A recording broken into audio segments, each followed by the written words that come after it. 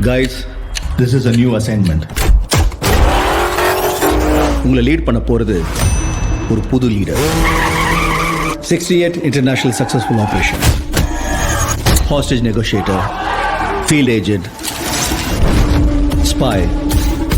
In short, he is a goat of SATS.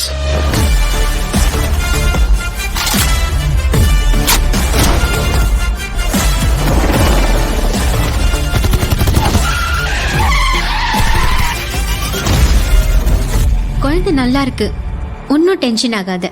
எனக்கு குழந்தைய நினைச்சலாம் tension இல்ல, காந்திய நினைச்சுதான் டென்ஷன். இப்பெல்லாம் அலோஃபா சுத்திட்டு இருக்காரு, வீட்டுக்கும் டைமுக்கு வர்றதில்ல.